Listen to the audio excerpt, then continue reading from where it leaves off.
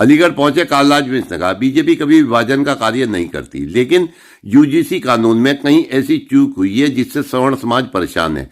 हमें न्यायालय पर भरोसा है, यूजीसी कानून लागू नहीं हो पाएगा। कालराज मिश्र के अनुसार भाजपा सबका साथ, सबका विकास, सबका विश्वास वाली पार्टी है, लेकिन फिर भी ना जाने कैसे इतनी बड़ी चूक हो गई।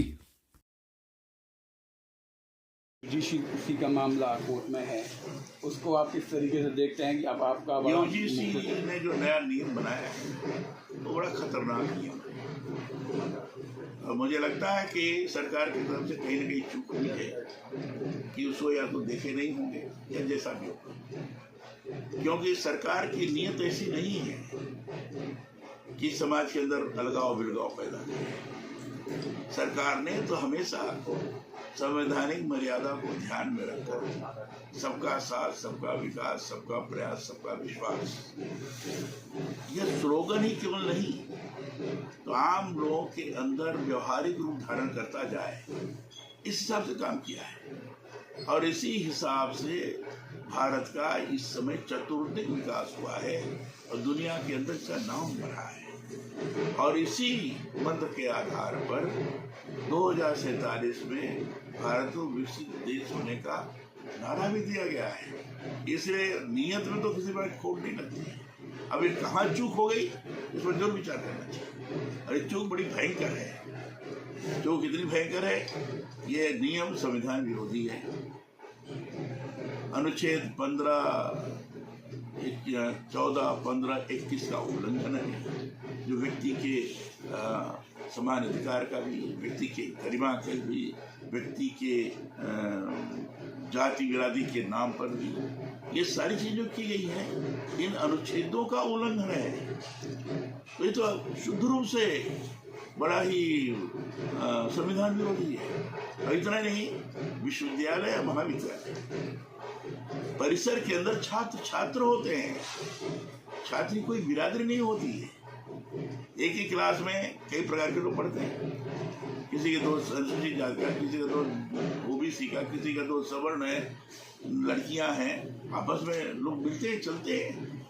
अगर इसमें ये कर दिया गया कि भाई तुम्हारे विरुद्ध अगर कोई टिप्पणी करता है तो तुम शिकायत करके इनको दंडित करवा सकते हो, लेकिन इनके विरुद्ध अगर कोई टिप्पणी करेगा तो शिकायत करने का उनको अधिकार भी नहीं है। ये लगाव विभाजन की प्रक्रिया को बड़ा तेज करेगा, जो बड़ा खतरनाक है। और इसलिए मेरा कहना है, दूसरा ये कि इसमें जो ये इक्विटी अपॉर्चुनिटी सेंटर करके है, मैंने समान अवसर केंद्र, मैंने शिकायत निवारण समिति, इसको भी जो बनाने की बात की गई है, इसमें कहा गया है कि 10 की कमेटी होगी, जो विश्वविद्यालय होगा, जो इंस्टीट्यूशन होगा, उसका मालिक उसका अध्यक्ष होगा और उसमें मैंडेटरी दिया है कि एक SC/ST, एक OBC, एक दिव्यांग और एक महिला, इनका प्रतिनिधित्व होगा, मस्ट है।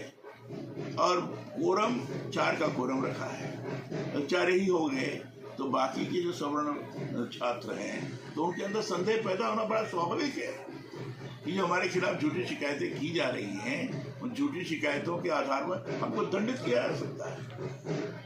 और इसलिए ये बड़ा खतरनाक खेल है जो नहीं होना चाहिए।